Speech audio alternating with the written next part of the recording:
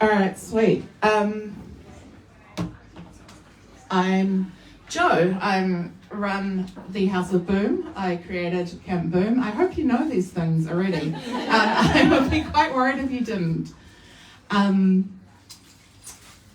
So my talk that I decided that I'm doing, and I approved myself to speak at this camp very handily. It was a touch and go there, but is on how to be a fat activist in 5 minutes a day. I've said a bunch of times that I hope that this camp creates an army of fat babes who are empowered to change the world. And while it may be more subtle than in some, while that attitude may be a little bit more subtle in some of the talks, I think the subtext of camp is rapidly becoming text in my talk.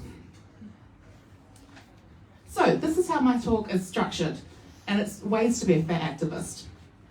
I've divided my talk into 4 parts. The first is to choose your language carefully.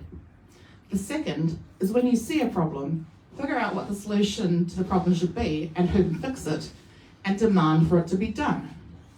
The third is to support those who are already doing it. The fourth is to take care of yourself. So rest, refuel, and find strength in your community. Do you know in Brooklyn Nine-Nine there is a talk about a power move where Amy Santiago stops and pours an entire glass of water and drinks it just to hold everybody's attention? I'm going to do that now.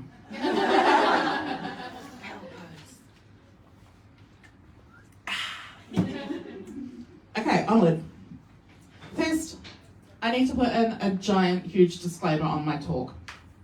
Fat activism and fat liberation comes from women of colour who have absolutely done the heavy lifting so that white influencers can get paid to be like, oh, I'm bloated because I just ate, but that's okay, hashtag body positivity.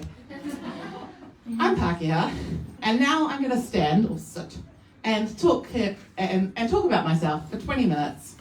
I'm not even going to give you a history of fat activism because that's not my specialist subject and because I only have 20 minutes. But it is worth seeking out that knowledge for yourselves.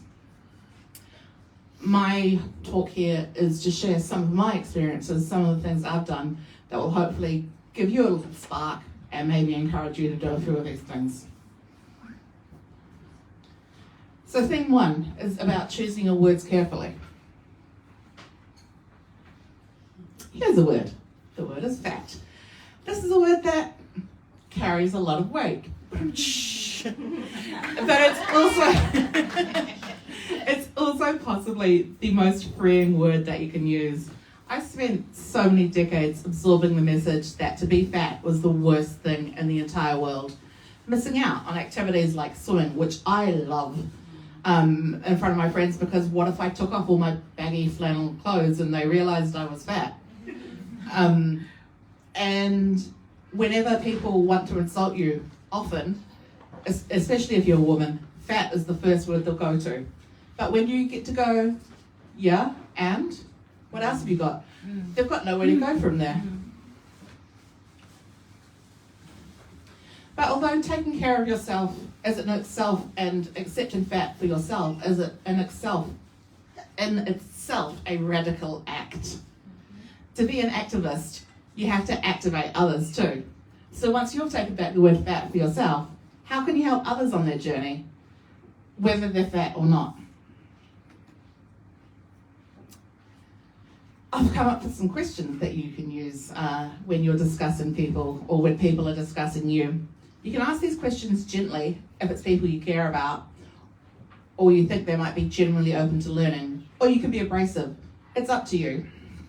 So the questions are, who taught you that the word fat was bad? How do you think that person benefited from you feeling bad about it? Why is that food naughty? Did it kick someone? Was it stolen? How are other people's bodies any of your business? And do you think that unhealthy people don't deserve rights and respect? I've seen a lot of discourse on the internet, usually from white dudes, usually aimed at feminists or people of colour, that if you want people to come around to your side, you have to be nice to them. But you know what? Fuck that. Yep. You don't owe anyone any nice if they're not nice to you. Yep. While we're talking about language, these are some other words that I don't like. Obesity is a baked in racism, and it's a way of pathologizing fat bodies. Plus size, if over half the population is wearing a size 14 and above, why are we the plus size? Why aren't people a minus size? Why do we get othered? We know the answer to that. Overweight, again, there is no weight to be. How can you be over it? And I personally hate the term curvy. Your body doesn't need to be hidden behind a euphemism. And also I hate the word naughty, as I think we've talked about. I will say that when I set up the House of Boom website, I had to do my search engine optimization, and so it's all plus size clothing, plus size women's clothing. When I speak about House of Boom, I say it's good clothes in sizes 16 to 30, or now it's sizes 16 to 34, because I don't want to gender my clothes, even though they are traditionally coded as femme, because I do skirts and dresses, and I don't like the term plus size, but you know, if you don't want to miss out on people looking for plus size clothes. So, oh, sorry, did I go back? The problem with fat liberation, much like being a feminist or anti-capitalist, is that once your eyes are open, you'll start to see the shit everywhere. And while we're on the subject of reclaiming here, I know there's a lot of right-wing racist dickheads on the internet who talk about being red-pilled as the minute that their eyes are awoken to evil feminist conspiracies to deny them sex. But let's remember that The Matrix was written by trans women, so I'm going to say, yes, we're taking back the red pill. Your red pill moment is when you see just how fucking fat-phobic the whole world is, and when you decide to do something about it. So theme 2. Now we can see the problems. What do? We try to solve them, or we ask others to contribute to the solutions. Please note, when I say ask for bullet point 3, I may not always mean very politely. So when you see a problem, you figure out who is responsible for the problem, you figure out what the solution should be, and you ask for the solution to be delivered. Let's start with an easy one. What's the problem with this ad? If you can't see the second image very clearly, it's the 17 Sundays size chart. So this is a company that advertises itself as size inclusive. Their size chart goes to a 26. That is not inclusive. Side note, I never refer to House of Boom as inclusive, because I only went to a size 30 until recently. I'm now incorporated at 34. I still don't think that's inclusive enough to call myself inclusive. So sometimes what I like to do when I get served ads like this is play dumb. Oh, your profile says you're for everybody, but I can't find anything over a size 22 on your website. Am I looking in the wrong place? I really like playing dumb, and this is also a really good tactic to use if someone tells you a racist or sexist joke. Tell them that you don't understand it and ask them to explain it to you. And when they do, say, but I don't understand what's funny about that. All sweet and innocent, and then see how they backpedal. Sometimes when you complain about things, so in this case, Ensemble magazine wrote an article about Hine Collection, who are great, but they called it, there's no size limits at Hine. And there are size limits at Hine because they go up to a size 26. So this is not on Hine themselves, this is on Ensemble. I complained about it, and Ensemble said that they changed the headline, although it's actually still there when I went to get the screenshots. But, you know, they at least recognized the problem in my Instagram chat and went to change it. Here's another example. Jamie, like one of my friends on Instagram who I've never actually met, noticed that Tradebe's clothing section offered search options from sizes 6 to 20 and then size 22 plus. Now, I don't know about you, but there's a lot of difference in a size 22 and a size 30 or something larger. I remember before I had House of Boom, when I used to try to find clothes wherever I could, you'd have to scroll through literally hundreds of listings to find something in your size.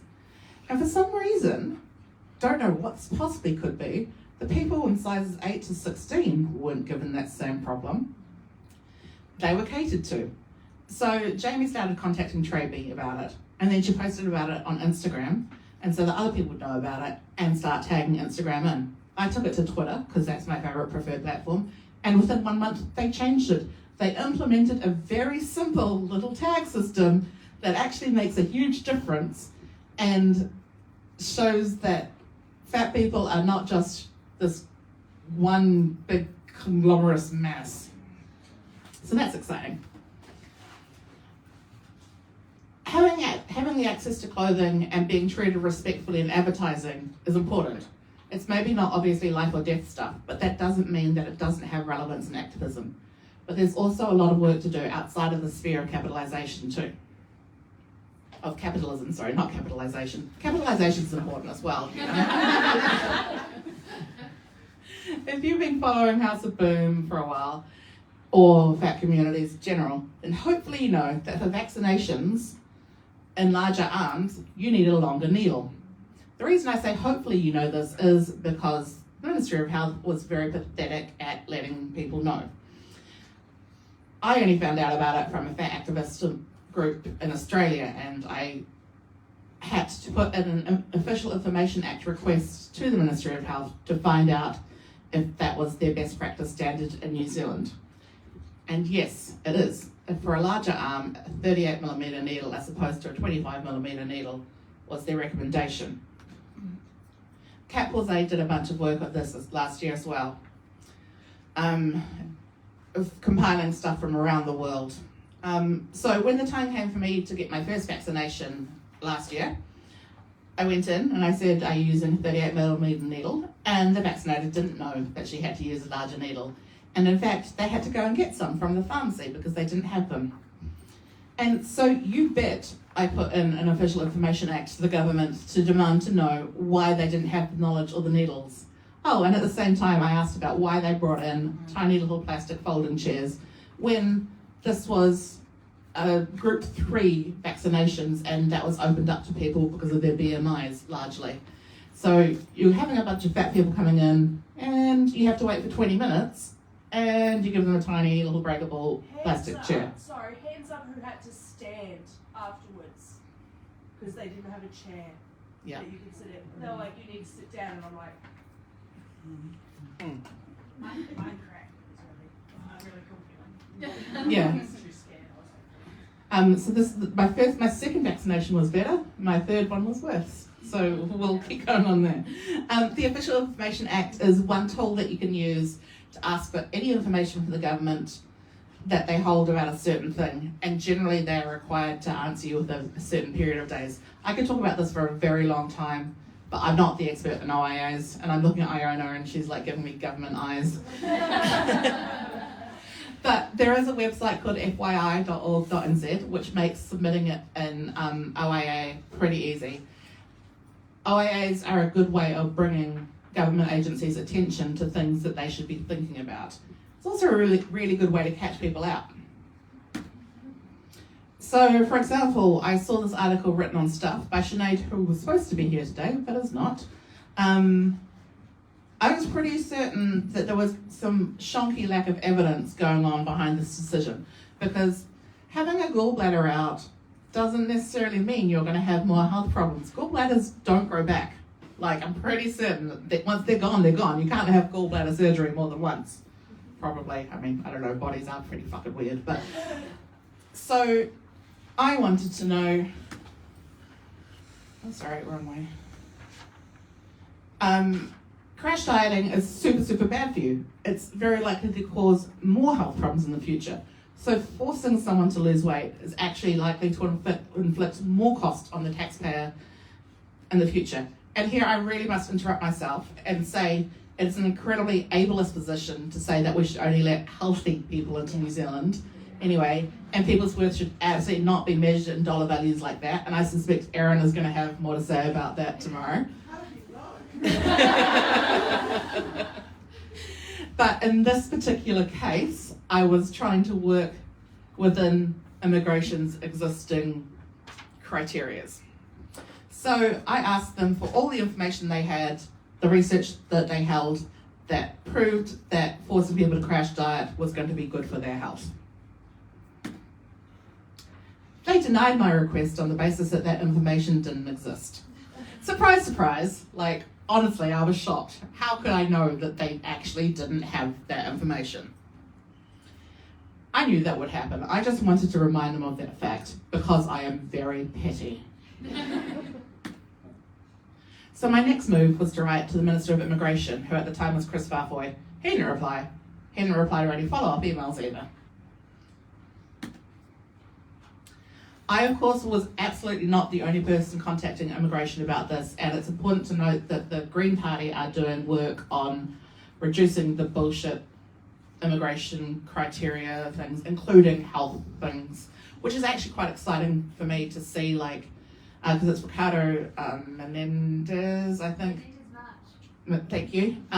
Ricardo Menendez March, to see a straight-sized man, regular-sized man, I should say, not a straight-sized man. Anyway, like, considering fat people and not considering them to be the enemy, to be including them. So good work, the Green Party. But as we saw in the Trade Me case earlier, there really is strength in numbers. More voices coming together creates a bigger impact. In fact, we should create big impacts because we are big babes. So working together to get results is a really good thing to do. So if you want a real low stakes thing to start out practicing with, you can jump on my favourite bandwagon. Look, I understand if you don't watch Short on the Street, you might think this is a silly thing to waste precious activism on. But I assure you, I contain multitudes and can do more than one thing at once, and I bet probably the rest of you can too. Besides, representation is so important. And here I flash back to the talk we just had. Have you all watched a show called Rutherford Falls? Yes. It's on TVNZ On Demand.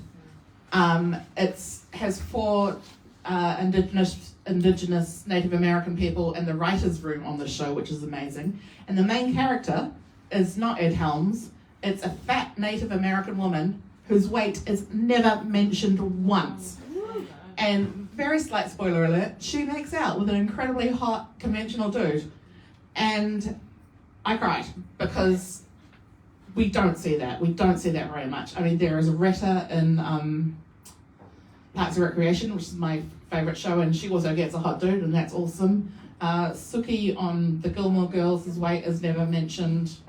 Other than that, not a lot of... there's also a show called Grand Crew, which stars Nicole Byers, and it's like a friend. It's basically like Friends, but they're black and they hang out at a bar, and Nicole Byers has a lot of sex with a lot of different hot dudes. It's great.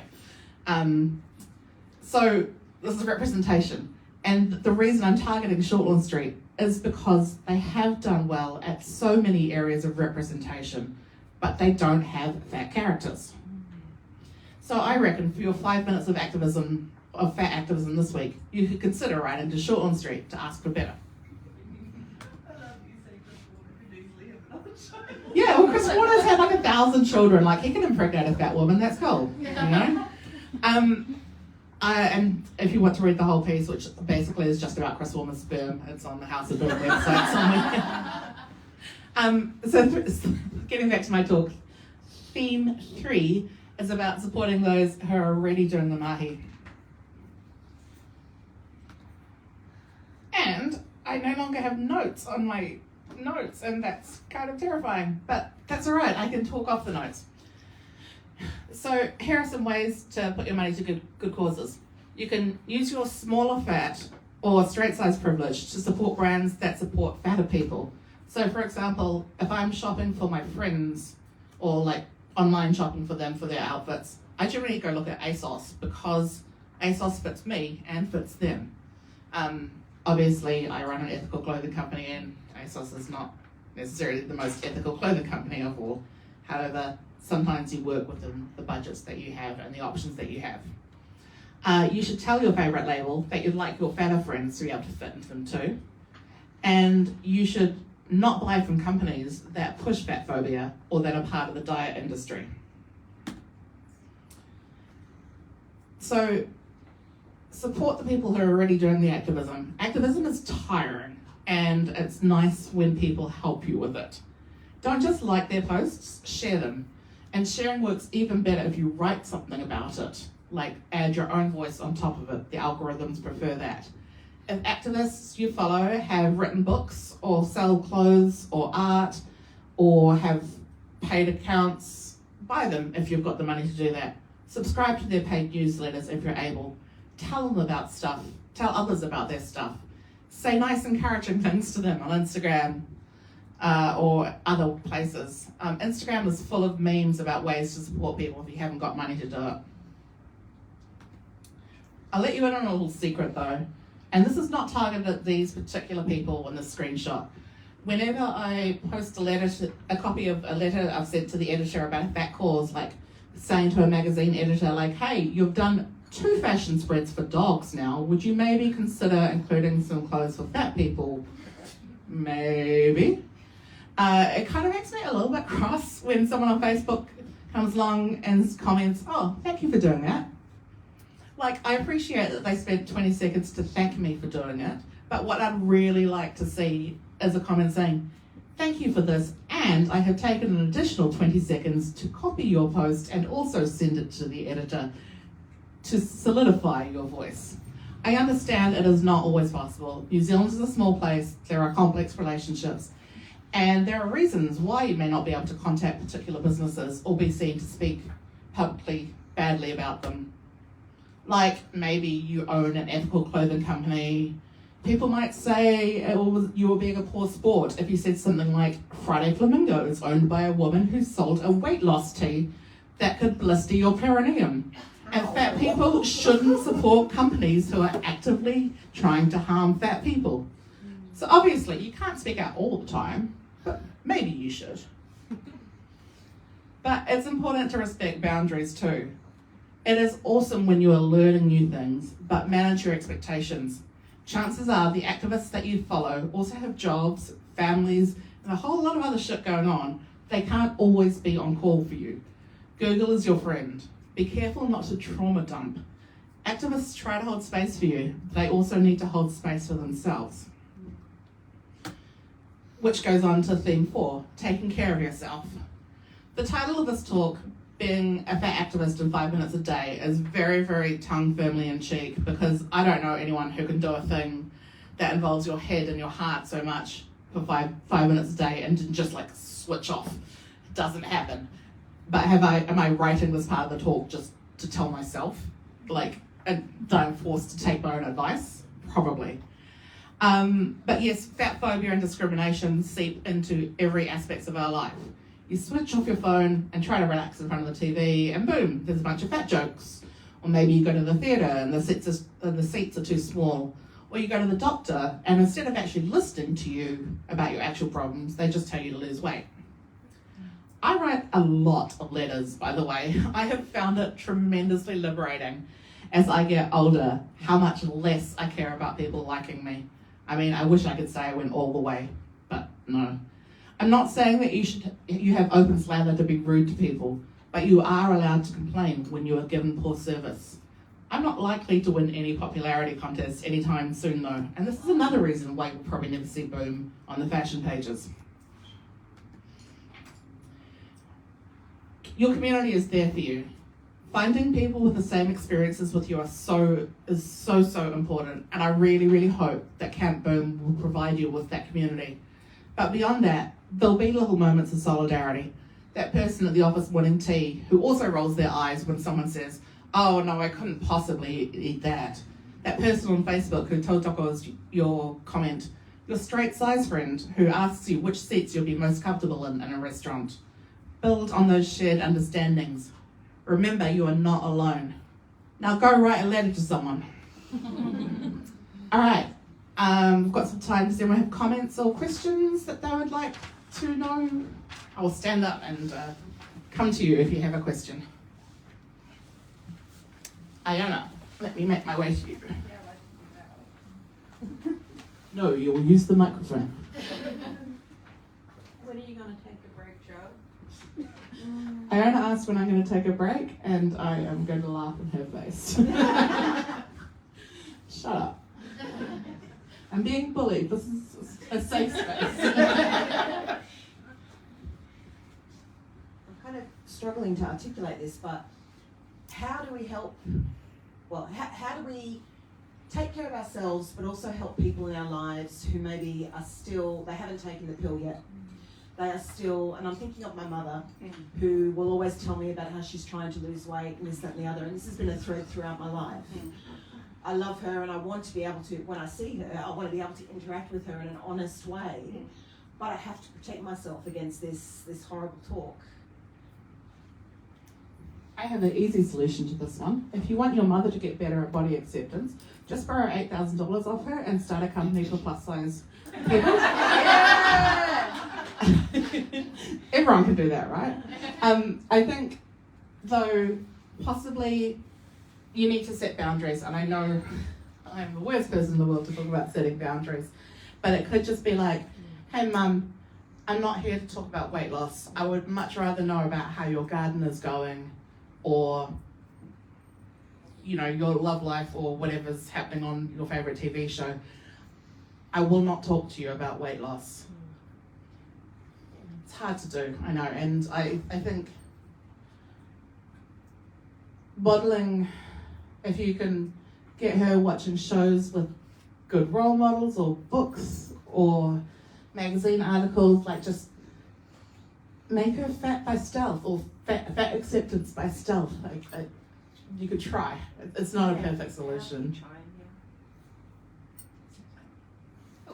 Questions down the back? I actually had a response to that. Oh, yes.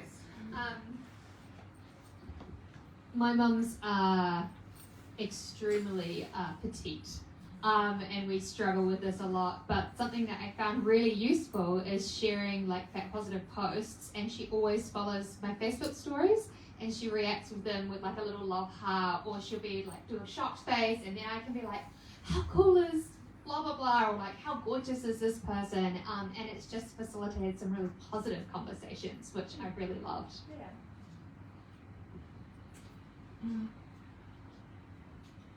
When I see people putting down fat people, I do get into arguments with them about it, and I'll say, look, some people are affected by illness. Drugs that people take for their illnesses can make people fat. I said, it's not always overeating. I said, in fact, my family come in two shapes, skinny or fat. And it's not till you're sort of in your 20s to 30s that you know which way you're gonna go. And we can do whatever we like, but we go one way or the other. I've got the fat side, so be it. I don't give a shit. Yeah. And that's what I tell people. Oh, I think it's also important to remember it doesn't matter why someone is fat, and that other people's bodies are nobody's business but that person's as well. And so nobody needs to have an explanation of why they are fat. Penny. I just wanted to say, this is sort of touching on something Renee said earlier around really curating your social media space. I was at the first camp boom, and I, after that, started following lots of fat babes on Instagram, and fat babes share the best fat babe content.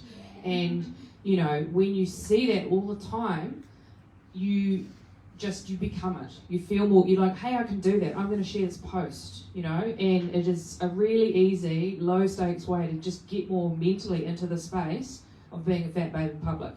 And, I'm not a vocal fat activist, and I'm a small fat, but one of the things I just do is exist fatly and colourfully in public, and I can't do that thanks to people like Jo and her beautiful colourful clothes. But it's like I walk around in this, and actually I think it was a post that Jo shared of Renee's about wearing a crop top. So wearing a crop top, but it's just like gone are the days, and it's taken me a long time to get here. Gone are the days where I'm hiding in a black sack walking around. I'm just like, no, I want to wear this colour. I'm fat. Like, get over it. And it's so freeing, but it's a journey. But follow. I'm going to be following. Getting people's Instagram handles and what have you. Following the people and seeing the fatness existing in a joyful way, it is such a good way to get started on this journey if you're not already there. What I love about what Penny just said is that Penny's also actually an underwear model now for Unday. And the photos are just absolutely stunning. She's on the beach in her togs, and like, that's fucking choice. And I know. I never, even 1 year ago, I never would have responded to the call going, hey, did somebody free the model? I'm just like, yeah, I'll do that. And yeah, amazing. Okay. I see the photos going, look, I'm showing my dad, I'm like, look, here's me. I found this with the Boomettes as well, with the models I used for House of Boom. None of them had done modelling before, and hopefully it's a comfortable experience for them, and they're pretty great. Any other questions? One of the things that changed my mother. That better? How about that? Yeah. One of the things that changed my mother is seeing my niece, who was 12, the first time she came home and said, "Grandma, do you think I'm fat?" And that kind of like seeing her go from a really confident kid to a teen, that pretty much turned my mum into a fat activist almost overnight. From previously having health concerns, she cycled to go to the cycle from one end of the country to the other, so she's got a view on health that I don't share. But yeah, I think that has been huge for most people. If you can just, it's not necessarily about, she may not see it with me, but if you've got younger family members, just like, Mum, how do you think this is impacting my niece, my younger cousins, like that actually, the grandmas benefits them and they go hard. Thank you. And I will just add, last year, not the year before at camp, not last year, the year before, Megan Kerr did a talk about being in the photos. And on that note, there is a photo booth in the quiet room. The printer is not working, but you can share them to the internet. I think Sarah's written some instructions. I did. We just need to create an album. Yeah, we will maybe show you, some of you, how to use it at lunchtime, and then you can just continue to go and take photos and get in the photos, and also take some selfies, post some selfies, like with all these beautiful, amazing babes, like get on it. I think it is lunchtime, so we will move some food over for you to eat. There's plenty of space, like to sit down there and spread out, and there's like jigsaw puzzles and word games, and I think we've got an hour for lunch. Browse the markets, make some friends. We'll just give you a yell once the food's on the table. And again, like the little bits with the legs and arms, there'll be plates there for people with special dietary stuff. Otherwise, everything is otherwise vegetarian. So give us some time for that, and talk amongst yourselves.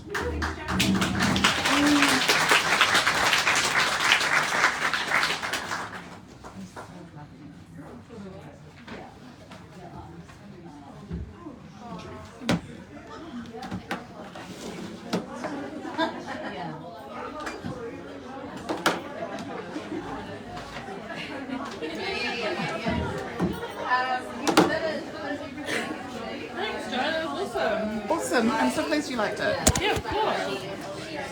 Love talking about this stuff.